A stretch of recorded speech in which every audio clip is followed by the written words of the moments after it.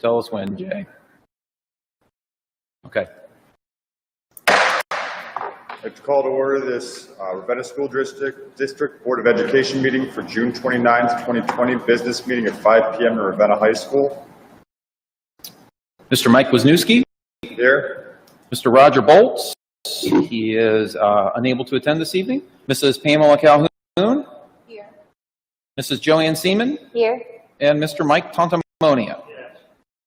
Please stand for the pledge. I pledge allegiance to the flag of the United States of America and to the republic for which it stands, one nation, under God, indivisible, with liberty and justice for all. If I could have a moment of silence.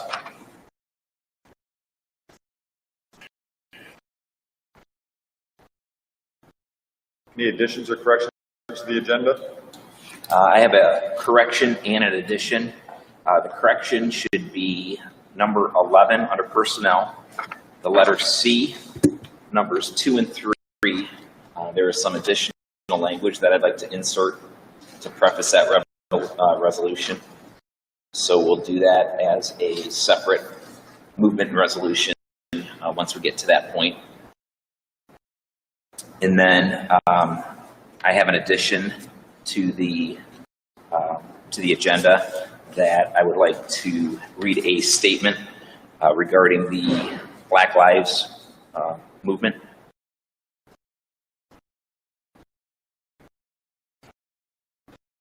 I do not have any additions. Approval of the agenda. So moved as amended.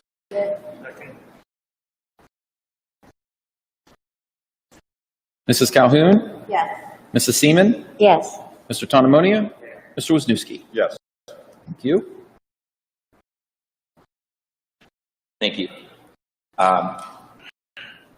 To the people in this room and everyone listening at home, I want to thank everyone for the meaningful and important dialogue that has begun in the Ravenna community regarding racial inequity. It is difficult to be here in the year 2020 and still see our country struggling to create equal respect and a balanced representation in our communities for all people. I've been fortunate to speak this past week with many passionate residents and community leaders. Dennis Ritchie, one of our local leaders and the pastor of the Winfield Church of God in Christ, made a very profound point to me this week. He said, all lives cannot matter unless Black lives matter. This statement truly gets to the heart of the Black Lives Matter movement.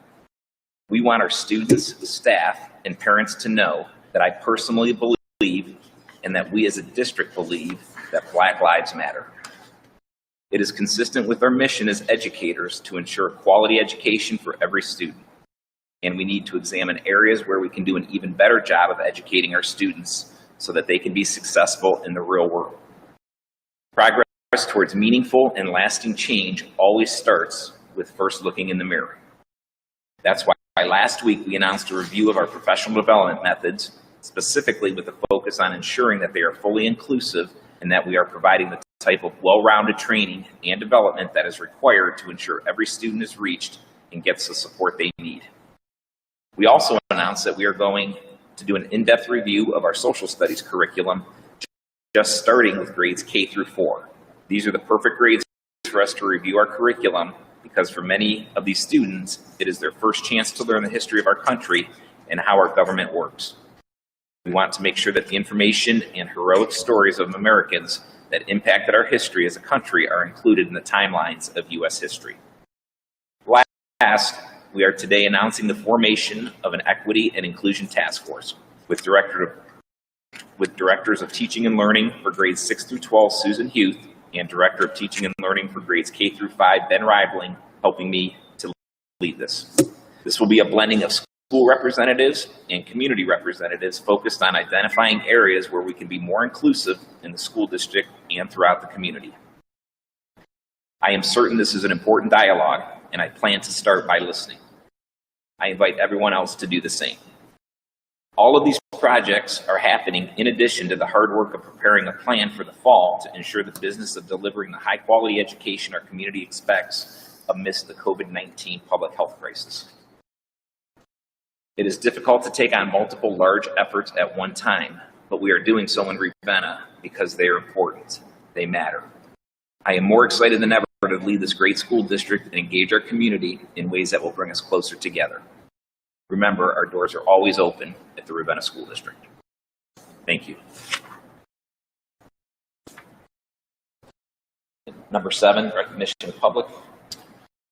We do have 2 emails that we received prior to the board meeting tonight. I will read those in the order that they were received in our email address.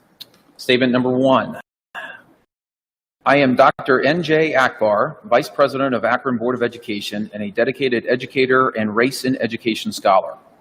I recently gave a presentation for OSBA on the board leading on racism in our districts. I also have family and friends who live in the district and have children in the Ravenna schools. They have expressed concerns about the way their children have been treated over the past few years. Those incidents have all been clear examples of racial bias and microaggressions. After reading your proposed resolution for tonight's meeting, I must share my disappointment. First, your district is making a clear condemnation statement. However, you are not offering any solutions to address the way racism appears in your district. You are apparently trying to make a PR move instead of a well-intentioned direct action to move the district forward. Without clearly stating that there are ways your district can address racism within its system, you are essentially saying you condemn racism everywhere else. However, you take no responsibility or acknowledge of the role it plays within your actual district. Racism in Ravenna schools impacts your students. You have a duty to address it directly and not discard it as being a problem everywhere else. On the other hand, your district could make a stronger statement by making the wording that racism is a crisis in our society as the purpose of the statement. It is in the "therefore be it resolved" clause. It should really be a part of the title. Additionally, simply condemning racism is not enough. Feel free to have your board review my presentation at OSBA to make more direct changes to address the racism that exists in your district hiding in plain sight. I give 10 ways your district can act. You are doing none of them right now. You are doing exactly what I suggest your districts not do. This statement in its current form will do more harm to your community relations than you intend, and you will still need to address these areas to move forward. Why not go boldly now? Simply sharing that racism is a crisis in society is not enough. Your district must protect all children by addressing where racism hides in plain sight. To do that, you must actually call a thing and address it directly. Thank you. N.J. Akbar, PhD, Vice President, Board of Education, Akron Public Schools. Thank you. We will be discussing these points and we'll review your presentation.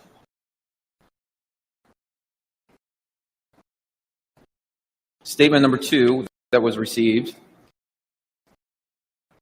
In the awakening of all that is going on in our world with killings of Black people on national TV and my children having feelings about how they are being treated in the school systems we life, I felt that I needed to reach out to the school system to see how they were going to address these cries from our community and support our children in these trying times. I received no empathy, no respect for my feelings or my children's feelings. My words were taken at a personal attack with the first words of his response being, "I am really offended by your tone, accusations, and personal attack," followed by nothing but microaggressive language. I have never felt so humiliated, belittled, and insignificant in my life.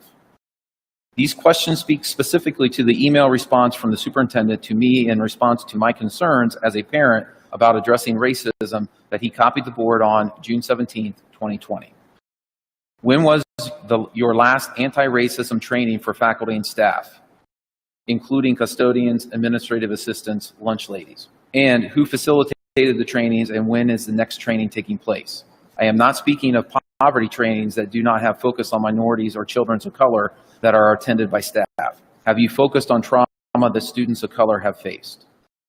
As a resource officer, attended de-escalation training along with other certified staff. I have heard that I have heard of several instances where the students were tackled to the ground. How many teachers or administrators of color are in the Ravenna School District? I am not speaking of coaches that are not teachers, but of teachers and administrators in our district. What are the hiring practices focused on obtaining and the retention of minority candidates? What HBCU college fairs have you attended? Have you ever used local resources such as Akron or Cleveland schools to obtain other qualified candidates? Can you share letters sent or email correspondence sent for recruitment of Black staff? Do you conduct exit interviews when they leave that support the statement that staff of color are leaving for higher pay? Resolution questions and concerns. Were the concerns of the Black community heard and taken into consideration when writing this resolution?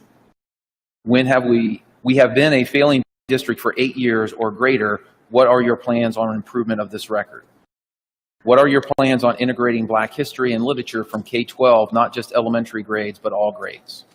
I have attached an annotation of the Ohio Learning Standards for Social Studies indicating where K-12 African and African American history can be integrated into curriculum. Teachers must choose to do it. Also, English language arts teachers can do the same. It's all about the books they choose to have children read based on the themes and skills they have to teach. There are many more issues with this resolution, and the fact that you felt it was okay to write this out and pass it into law without consulting the Black people in the community. Thank you, Letitia Dukes. The resolution that we are going to be passing is not law. It is a statement that we as a school board and the school district are passing. We will have the superintendent Honkler reach out to you and answer your questions. Thank you.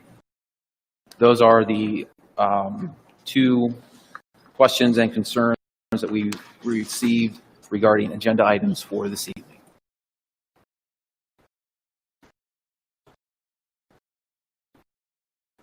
Would any board member like to comment on any of those at this time? You know, reading this, one of the things about children being tackled to the ground, I can't see our resource officer doing that.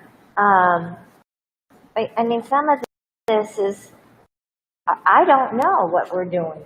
I thought that there was, like at the middle school, I thought there was like a semester-long course where they had Black history and talked about racism and that kind of thing. And I talked to Amy, and she said, what we do is, she said, all we try to do is pass these tests. We're teaching to the curriculum of the state. And she said, it's not in the curriculum. Here it says, if you choose to do it, but they don't have time. They can't. I think the state has to come out and say, we want this taught, we will test on this, and then it will be taught.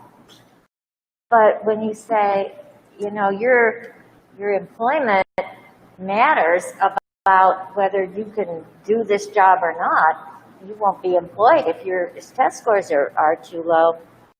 I think that puts tremendous pressure on the teachers.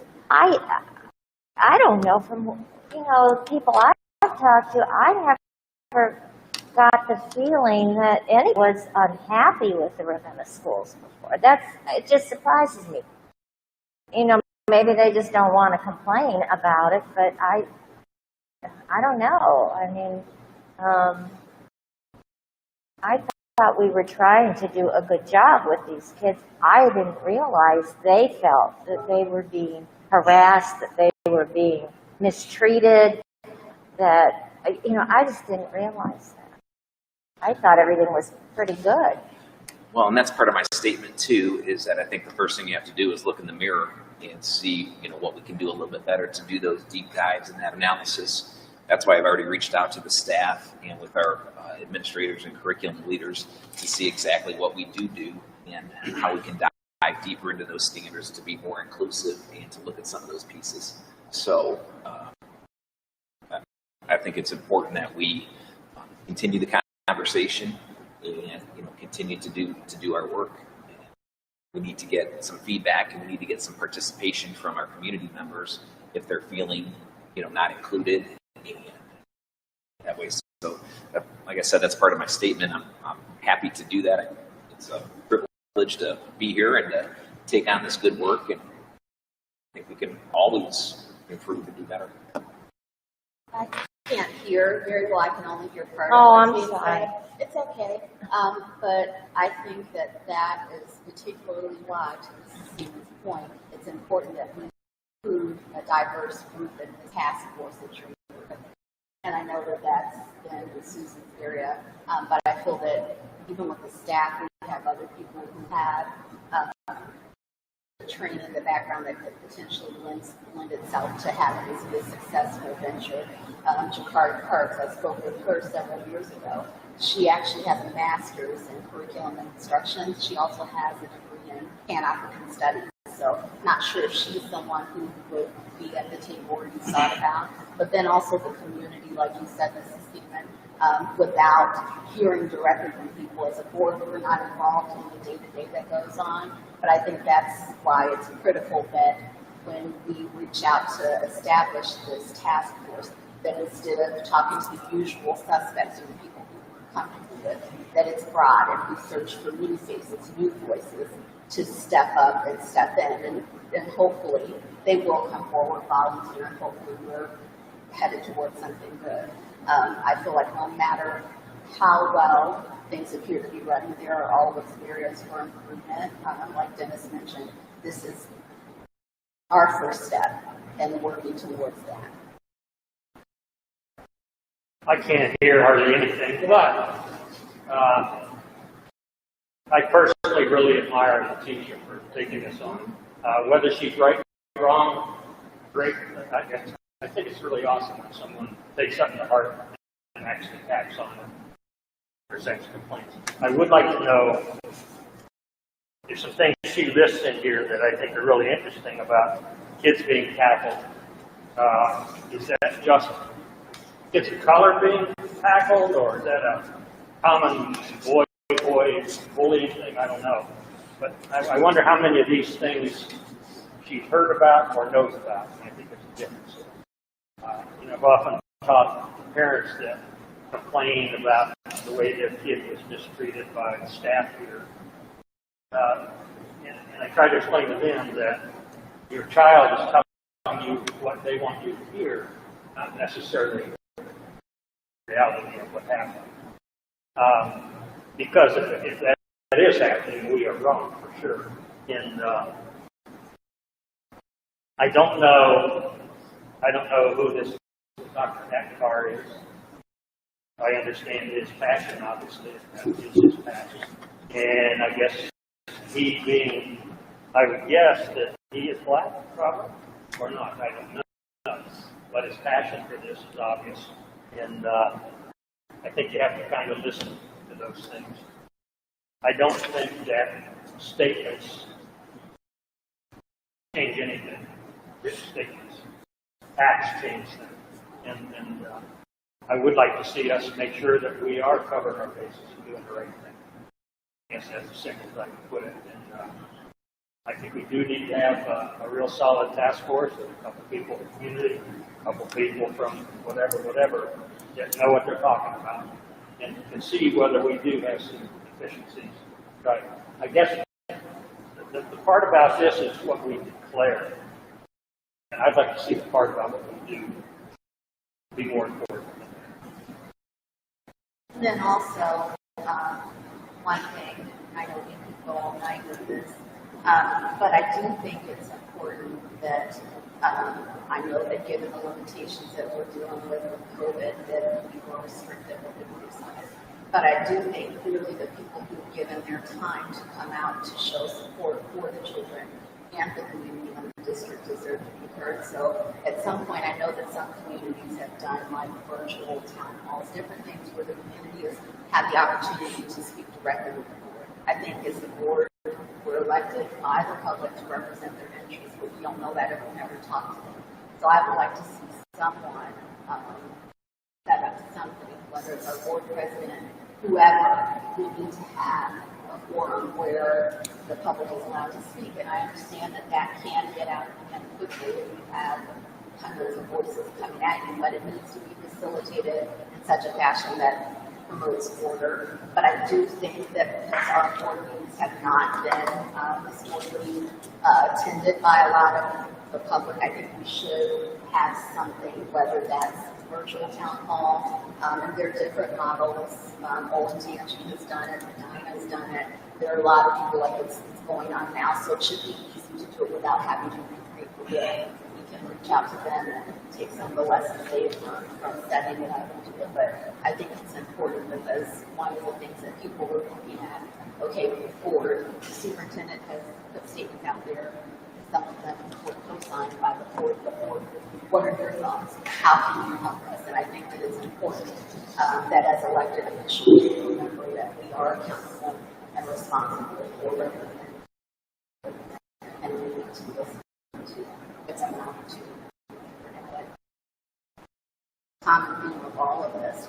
We are not going to be able to figure it out on our own.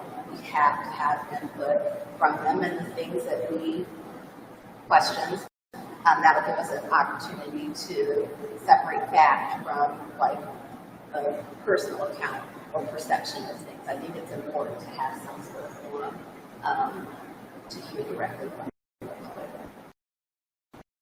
I want to add something too. I forget what month it is. Is it February? It's Black History Month. Derek, I think we could probably really focus in on some things we could do during that month to add our curriculums during that month about Black history, and not the way we think it was, but the way it was. It is. We call it a crisis today, but it's really a cultural deficiency. It happens all over the world. It's horrible. It's immoral. It's disgusting. We can't change everything. We can only change what we do here. And I think that's where Dr. Adgar is wrong. He's talking about us changing society. We can only change our own. That's the word. I'd like to see February really focus in on some of that.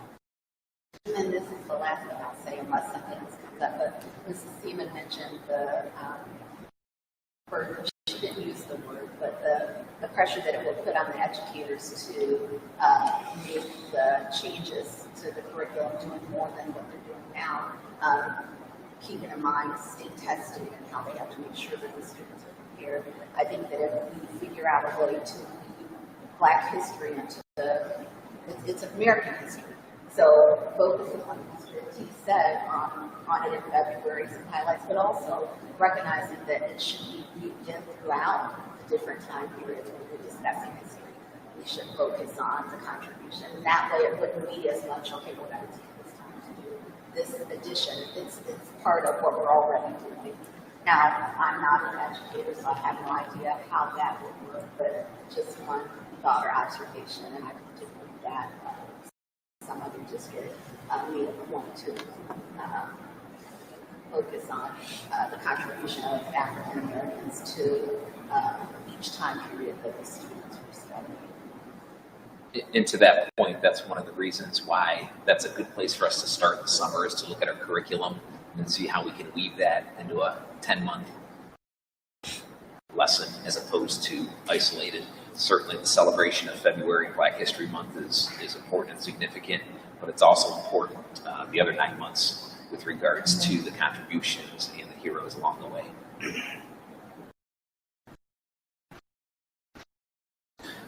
All right, moving on in the agenda to item number 9, reports of the treasurer. Part A, financial items for approval. Item number 1, approval of the minutes. It is recommended that the Board of Education approve the meeting minutes of the May 18, 2020 business meeting. Item number 2, it is recommended that the Board of Education accept the donations that are listed and presented below. Item number 3, it is recommended that the Board of Education approve the Treasurer's financial reports for the month ending May 31st, 2020, and they are as follows: monthly operating reports, financial cash summary reports, monthly warrant checklist, and bank reconciliations. Item number 4, approval of the then and now payments. It is recommended that the Board of Education approve the certification and availability of funds for the following expenditures as presented. Item number 5, it is recommended that the Board of Education approve the transfers listed below as presented. Item number 6, it is recommended that the Board of Education approve the return of advances as listed below and as presented. Item number 7. It is recommended that the Board of Education approve the final amended official certificate of estimated resources for fiscal year 2020 as of June 30th, 2020. Item number 8. It is recommended that the Board of Education approve the official certificate of estimated resources for fiscal year 2021. Number 9. It is recommended that the Board of Education approve the final amended permanent appropriations for fiscal year 2020 as of June 30th, 2020. Item number 10, it is recommended that the Board of Education approve the permanent appropriations for fiscal year 2021. Item number 11, it is recommended that the Board of Education approve the FY 21-018 principal funds and 200 student activities budgets as listed below. May I have a motion, please? So moved. Second. Are there any questions or concerns for any of those items as I read through them? Okay. Mrs. Calhoun? Yes. Mrs. Seaman? Yes. Mr. Tonomonia? Yes. Mr. Wisniewski? Yes. And Mr. Bolts is absent today. So thank you very much. Item number 12, it is recommended that the Board of Education approve the Reed Memorial 2021 tax budget that we reviewed earlier at the 4:45 meeting. May I have a motion, please? Second. Are there any questions or concerns? Mrs. Seaman? Yes. Mr. Tonomonia? Yes. Mr. Wisniewski? Yes. And Mrs. Calhoun? Yes. Thank you. Item number 13. Reed Memorial Library is requesting the board's approval of the following resolution declaring it's necessary to levy a tax in excess of the 10 mil limitation for the benefit of the Reed Memorial Library, revised code sections 5705.03 and 5705.23, a renewal of an existing tax. Whereas the Board of Trustees of the Reed Memorial Library, Portage County, Ohio, a school district library subject to the jurisdiction of the Ravenna School District, Portage County, Ohio, has passed a resolution requesting this school board as a taxing authority for said library to place the question of a renewal of an existing tax for the current expenses of the library on the ballot at the November 3rd, 2020 general election. Whereas the Portage County Auditor has certified that such tax will generate $475,077 during the first year of collection based on the current assessed value of the library district of the library of $335,945,120. Now, therefore, it be resolved by the school board's 2/3 of all members elected thereto concurring. Section 1, the amount of taxes may be raised within the 10 mil limitation by levies of the current tax duplicate, which will be insufficient to provide an adequate amount of the necessary requirements of the library, and it's necessary to levy a renewal tax in the excess of such limitations for current expenses of the library, which tax will be levied on the entirety of territory of the library district of the library located in Portage County. Section 2, the question of such tax levy shall be submitted to the electors of the library district of the library as established under RC Chapters 3375 at the election to be held therein on November 3rd, 2020. Section 3, such tax levy shall be for 5 years and at a rate not to exceed 1.5 mils for each $1 evaluation, which amounts to 15 cents for each $100 evaluation. Section 4, such tax levy shall be placed upon the tax list in duplicate for the current year, beginning 2020, first due in calendar year 2021, if a majority of the electors voting thereon vote in favor thereof. Section 5, this school board finds determined and declares that the levy of the tax, if approved by the electors, is necessary to the proper furnishing and rendering of free public library services in the library district of the library and for the residents of such library district. Section 6, the treasurer of the school district shall and hereby directed to certify copies of this resolution to the Board of Elections of Portage County, Ohio, not later than August 5th, 2020. Section 7, it is hereby found and determined that all formal actions of this school board concerning and related to the passage of this resolution were taken in an open meeting of this school board, and that all deliberations of this school board and any of its committees that resulted in such formal action in the meeting open to the public in compliance with all legal requirements, including Section 121.22 of the Ohio Revised Code. May I have a motion, please? Second. Questions or discussion? Who's our representative? Say that again, please. Who is our representative on that board? I would have, who's our representative for Reed Memorial? We don't have one right now. I don't Do you have one? It's not Okay. required. No, okay. Ben was. Who took your place?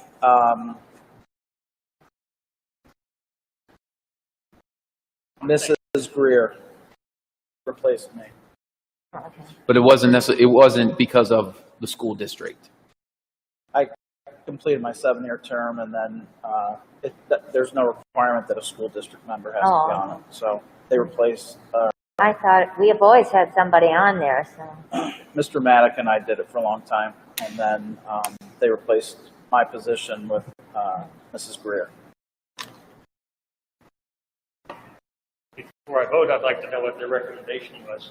But I'm we must not totally have anybody lost. recommended, so- I couldn't. They have see a that from here. I got renewal it up on my up. phone. They passed one It's not the same 10 as years what ago. you It was a were 5-year saying. And I know, I levy. read all about They passed a renewal 5 years ago, and this is again the renewal for the second renewal on the levy that was passed 10 years ago. But because we're through the school district or the library, it channels funds through the school district, they have to. We have a representative for this recommendation. It's from this Brian Hare, the director, sends that recommendation over. Mr. Tonomonio? Yes. with Mahoney Mr. Wisniewski? County. Yes. Mr. Volz is absent. Mrs. Calhoun? And Mrs. Seaman? What? Yes. Vote. Thank you. We're trying to find the agenda on here. Okay. You're in the business section meeting. All right. I have everything on here, so. All right. Thank you for that. And Mr. Hunkle is the business section. Thank you. Number 10 are reports and recommendations of the superintendent and other administrators. The letter A are business recommendations. Number 1 is by itself, which is to approve the resolution condemning racism. It is recommended that the board approve the following resolution condemning racism. Whereas the Ravenna School District Board of Education is deeply saddened by the recent senseless and tragic deaths throughout our nation that have resulted from racism. And whereas the board appreciates the superintendent's statement issued on June 18, 2020, and the board is expressly opposed to racism and is committed to promoting an environment where racism does not affect students' well-being, and has previously recognized that any form of racial discrimination or harassment can be devastating to an individual's academic progress, social relationship, and or personal sense of self-worth, and the board is committed to its policy of not tolerating racial discrimination or harassment. And whereas the board is committed to its longstanding policy of making equal education opportunities available to all students without regard to race, and is committed to providing an inclusive, respectful, and supportive learning environment in which racial diversity is valued, and the board recognizes that educational institutions have a responsibility to address racism, including by reshaping discourse and curriculum and by actively pursuing racial equity. And whereas the board stands united with others in the pursuit of racial justice, and the board is committed to a culture of continuous improvement, which drives the fulfillment of our mission to provide an educational program that maximizes the intellectual, physical, social, and emotional development of each child in a safe, nurturing, and diverse environment. Now, therefore, be it resolved by the Board of Education and the Ravenna School District that the board recognize that racism is a crisis affecting our entire society, and the board condemns racism and reiterates its rejection of the racist and other hateful behavior and language, and the board supports additional efforts in Portage County, the state of Ohio, and nationwide to address racism and disparities due to racial inequities. And be it further resolved, the board will continue to progress as an equity-oriented organization by continuing to identify actions to further enhance diversity and ensure anti-racism in education, and that school leadership shall identify objectives to further advance racial equity and report outcomes to the board.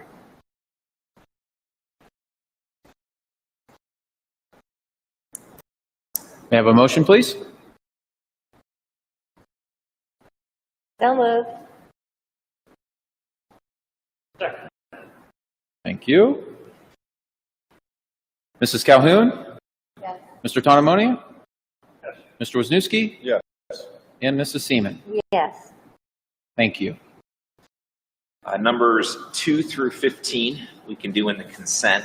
Number 2 is to approve purchase service agreement with Harbor Education Services, LLC.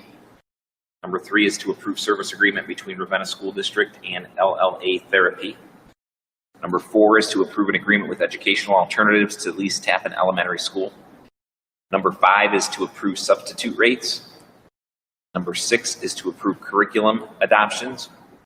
Number 7 is to approve purchase service agreements. Number 8 is to approve a resolution for Ohio School Plan Employee Faithful Performance and Duty Policy. Number 9 is to approve an annual review of policies. Number 10 is to approve the purchase service agreement. Number 11 is to approve a contract with Ohio School Plan for property, fleet, and liability insurance. Number 12 is to approve service agreement with the Mahoning County Educational Service Center. Number 13 is to approve an agreement with Children's Hospital Medical Center of Akron for nursing services. Number 14 is to approve agreement with Children's Hospital Medical Center of Akron for LPN services. And number 15 is to approve agreement with Children's Hospital Medical Center of Akron for the multiple handicap room float for medical assistance services. May I have a motion, please? So moved. Second. Thank Okay. you. Number 2, the agreement with Harbor Education Services, LLC. This is for our LEAP program for some of our special needs students. Number 3 is the agreement between Ravenna and LLA Therapy, and these are therapy for students as needed in our educational alternative program. Number 4 is to approve the agreement with Educational Alternatives to lease the Tappan Elementary School. Number 5, substitute rates. These are to increase. We have not been keeping up with them. This is to bring it in line with the county and other school districts. Number 6 is the approval for the curriculum adoptions. Mrs. Huth had met with the curriculum committee. Thank you, Mrs. Calhoun and Mr. Tantamonio for meeting with her. And this is for the Brown Middle School and West Elementary Schools for the technology, engineering, and design programs. Number 7 is for a purchase service agreement for our Chinese teacher. Number 8 is a resolution to make sure that our school plan employee faithful performance and duty policy is in order. Number 9 is to approve our annual review of policies. Mr. Rival, there's 3 of them there. If you'd like to speak briefly to each of those. Sure, thank you. The first policy for review is 2111. It's our parent and family engagement policy. We review this each year, which is in line with Ohio Revised Code. This is in line with the Every Student Succeeds Act of 2015, or ESSA, which we know it, and the whole objective of this policy is to make sure that we're having meaningful parent and family engagement. It addresses relationships with families, effective communication, volunteer opportunities, learning at home, engaging families in decision-making and advocacy, and collaborating with the community. We do hold Title I meetings each year to get feedback, as well as a written school parent compact that goes home with the parent. It's signed by the teacher, the principal, the student, and the parent on responsibilities of each for learning. And the emphasis is that it's a shared responsibility on all of us to improve student and academic achievement. And then, as I said, it's an annual review, and each year we'll take a look to see if we can improve the effectiveness. In this current state, I'm recommending that we review it and keep it because it's this is not only recommended through Neola, but also we've seen some success with some of our curriculum things that have been happening for improving reading, especially at our elementary levels through Title I. And then also this will go in line with the committees that we have for reviewing other curriculum in the near future. Second one is 226101. It is very similar to the first one, although this is for member participation in Title I programs for parent and family members. Each year, as I mentioned, we do have Title I meetings with our parents. We address it at open house as well. And then we have parent and family engagement activities throughout the year. Here at the high school, we have Barberton Magic Theater coming in typically to promote novels and books, as well as our Dr. Seuss Reading Day. Those are all the engagement practices that we have for our Title I programs, since we only service our elementaries. And the last one is supposed to be reviewed every 2 years. I figured since we were reviewing it, we will take care of this one also. It's career advising, and it talks about multiple academic and career pathways for high school students. As we have here on the wall, our 3 E's, enrollment, enlistment, and employment, goes right in line with how we're advising our students to be successful after they leave high school.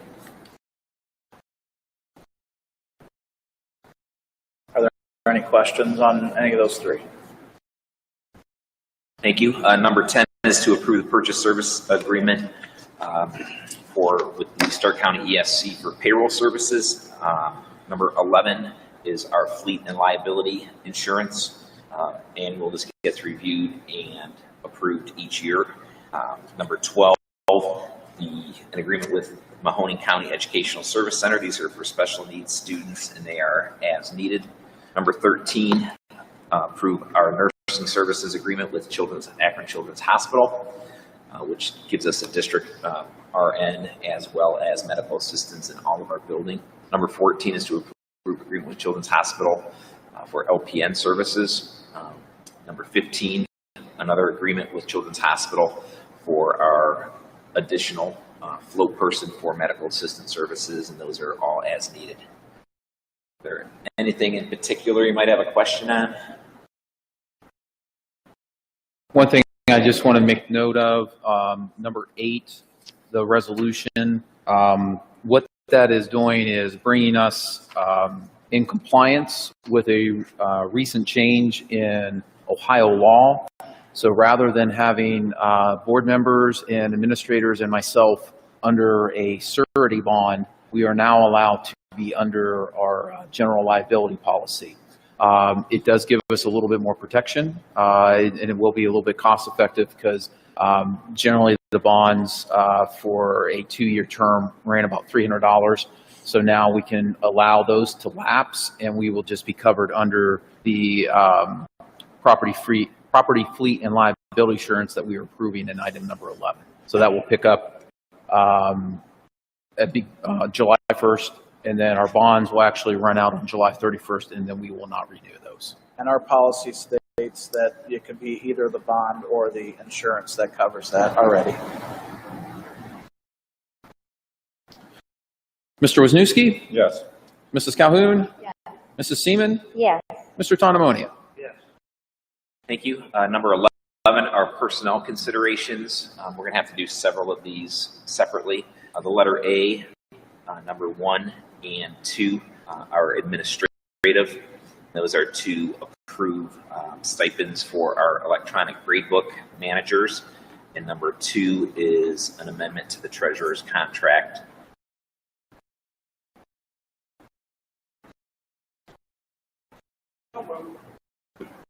Are we, Mr. Honkler, are we doing Yeah. B? Oh, you want that one under a separate? Yeah, administrative have to Okay, be done sure. separately. All right. May I have a motion for that, please? So moved. And I need a second. Second. Thank you. Mrs. Seaman? Yes. Mrs. Calhoun? Yes. Mr. Tonomonia? And Mr. Wisniewski? Yes. Thank you. The letter B, our certified recommendations, and number 1 is to approve the recommendation for a long-term, the non-renewal of a long-term substitute. That's by Ohio law. Number 3 is to approve the employment of tutors. Number 3 is to approve the employment of summer school teacher, and number 4 is to approve the employment on a 1-year limited contract. That is for our new high school Spanish teacher. May I have a motion, please? Are we moving on? I can't hear. We are moving on Part B, the certified. 1, 2, 3, and 4. Under letter B. So moved.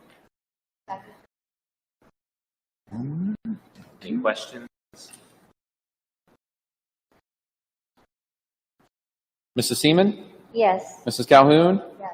Mr. Tonomonia? Yes. Mr. Wisniewski? Yes. Thank you. The letter C are supplementals, and number 1 has to stand on its own. That is to improve the employment extracurricular advisor for Mrs. Williams, our 8th grade science fair advisor. We inadvertently missed her when we approved stipends earlier in the school year, so this is retroactive. She has already completed those duties. May I have a motion, please? So moved. Second. Mrs. Seaman? Yes.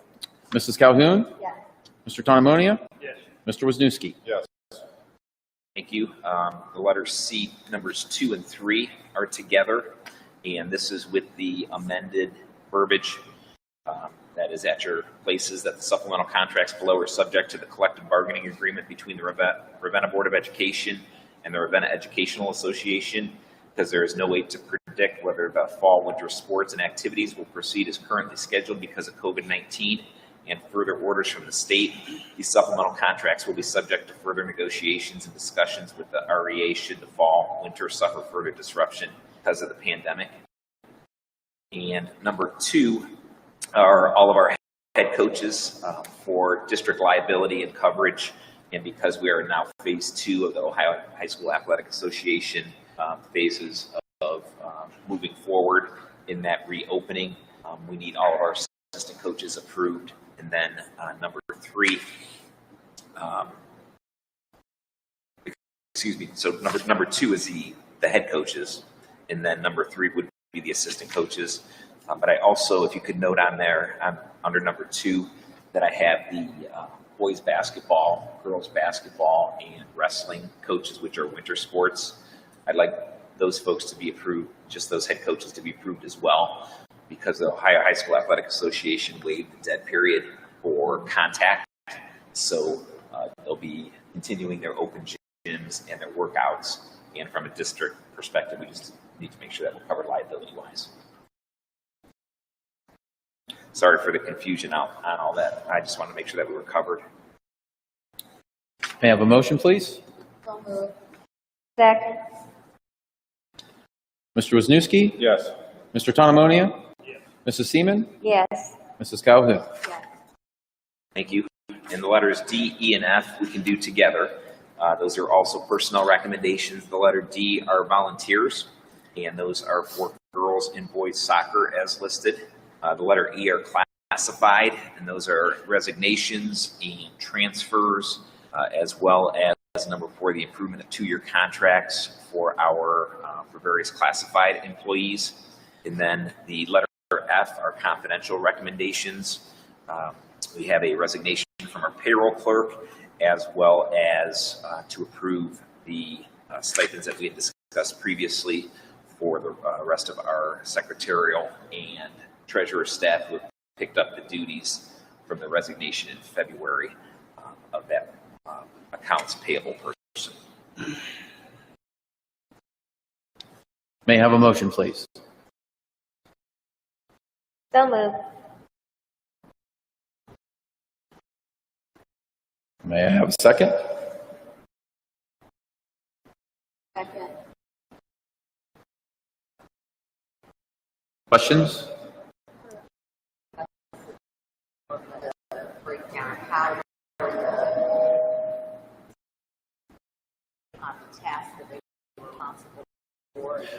Yes, those who picked up more responsibilities were picking up a higher rate of pay versus those who were picking up fewer.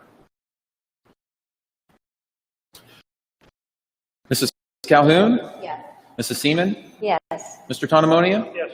Mr. Wisniewski? Yes. Thank you. Number 12 is recognition of the public for non-agenda items. Mr. McHenry, a couple of those had come in. Yes, we did get a couple of those. And I am reading, we have two of them. I'm reading them in order that they were received in our inbox. Item number 1.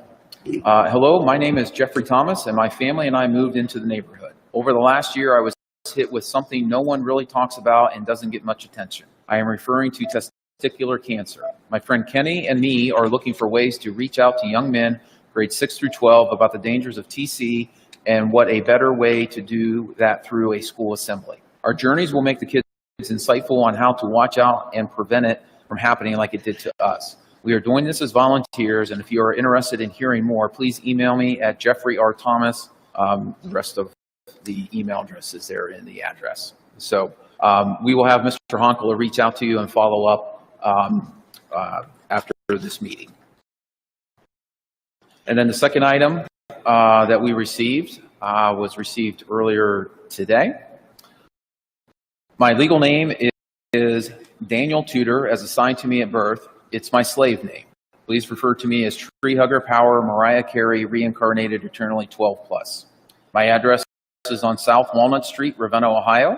I don't feel comfortable sharing it. I'm often chronically homeless due to the failures of the school systems and capitalism in general. Homeless people have every right to be heard as well. Years ago, I made a video about evolving the voting age to 12. Please watch the video, and the link is attached in the email that you all would have access in your inboxes. The voting age for school board elections should be lowered here in Ravenna. Other cities have lowered the voting age to 16. However, I am calling/demanding lowering the voting age for Ravenna school board elections to 12. Does the current board support lowering the school board's voting age? How do I go about requesting the school board voting age to be lowered?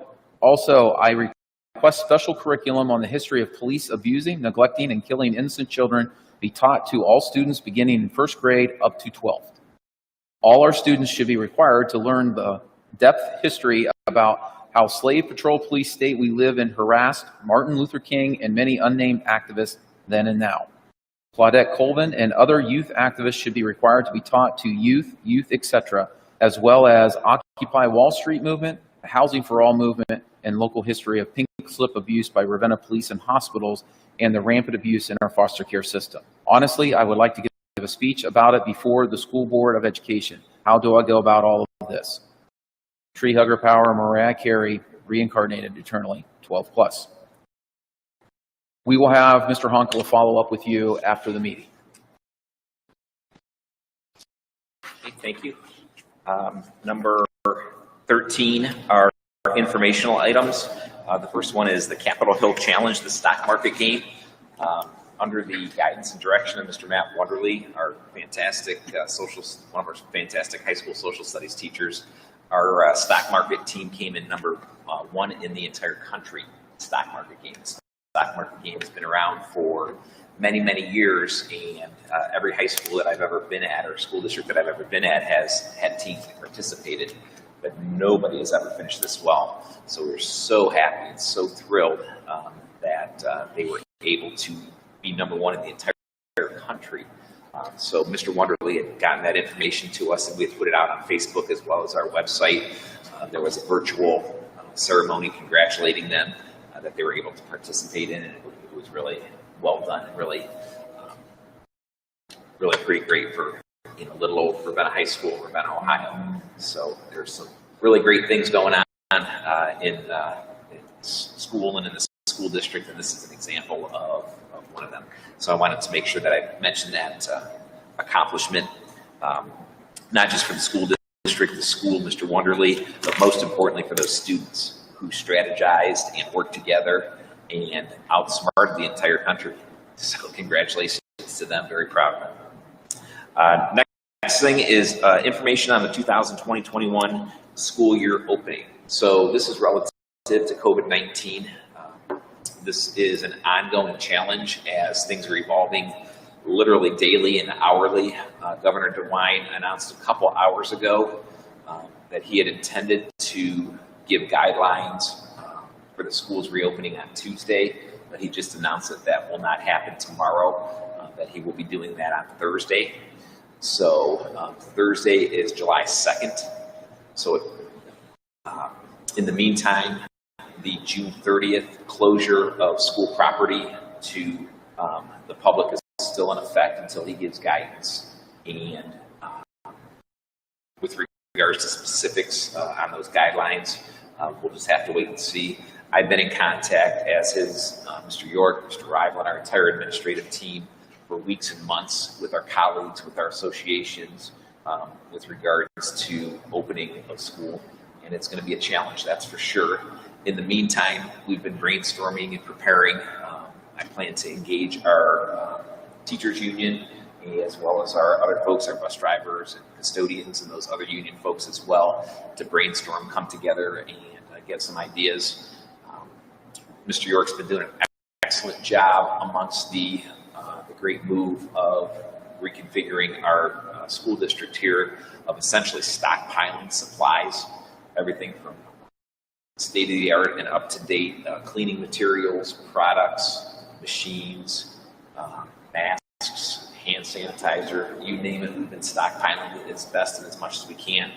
I will be releasing a survey likely the week, Monday, either the end of next week or possibly July 13th, to our community to see the comfort level, gauge the comfort level of our parents having their children come back to school, so that we can start and continue to plan accordingly.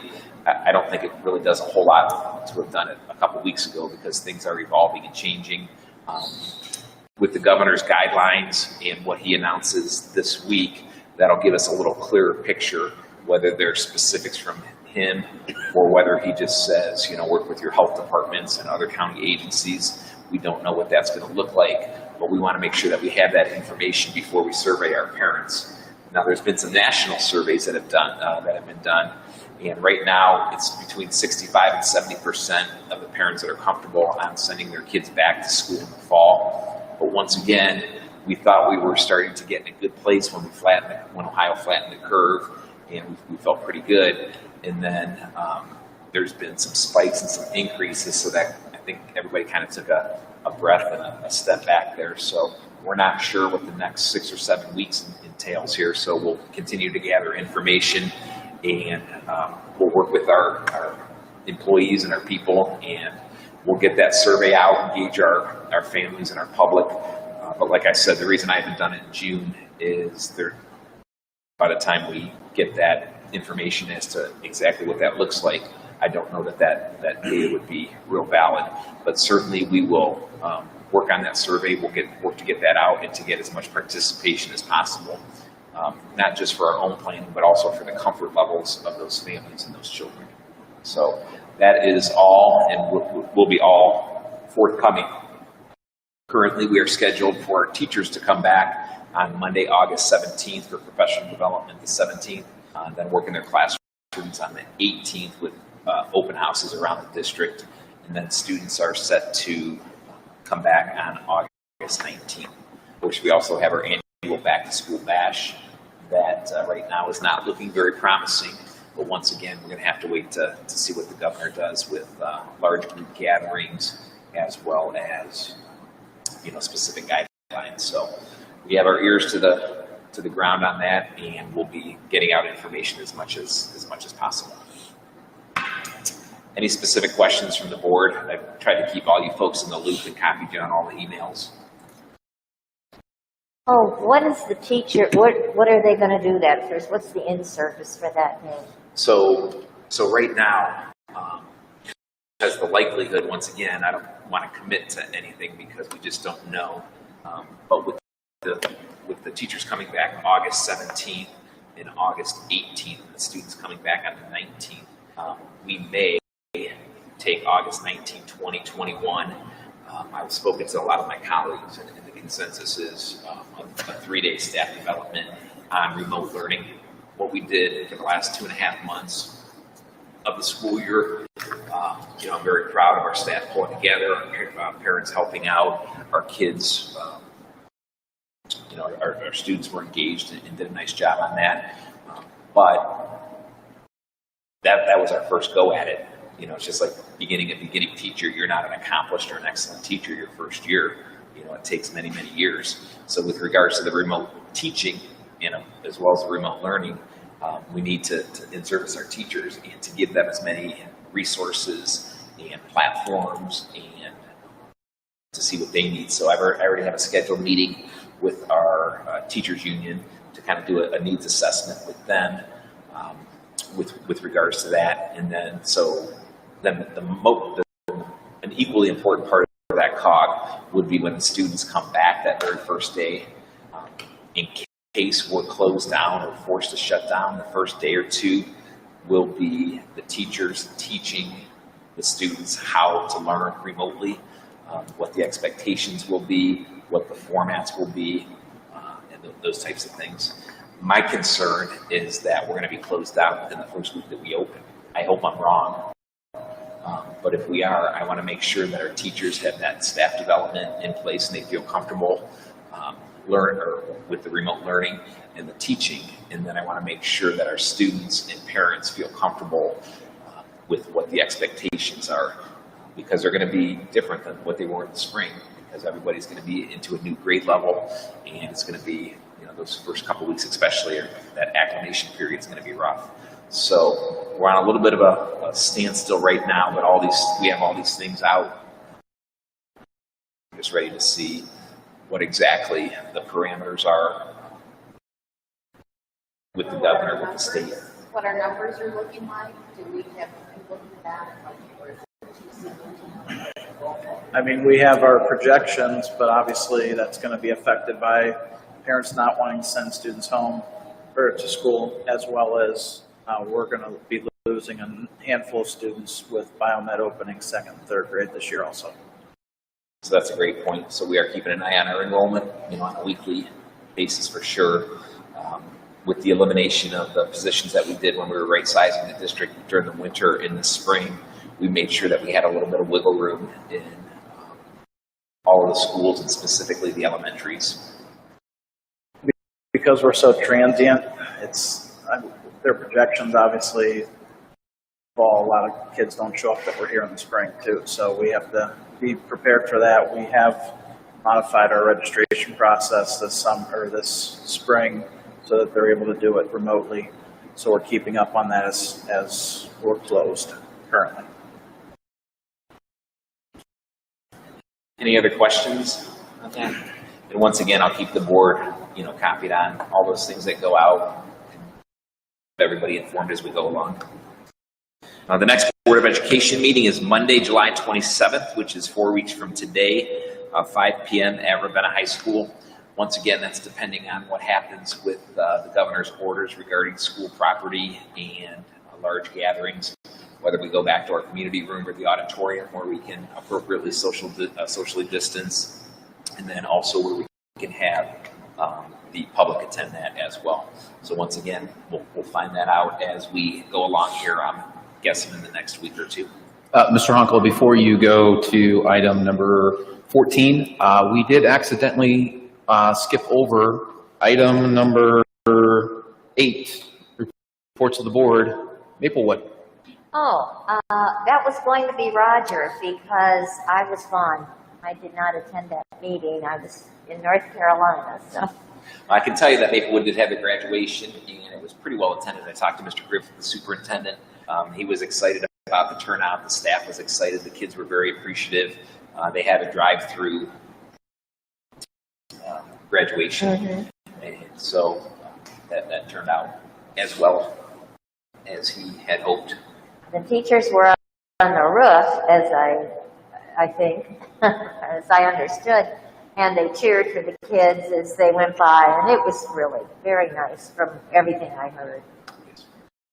Once again, in a difficult situation through the last several months, trying to make the students allow students not to miss out on too much and to get a little bit of that graduation flavor. Number 14 is executive session.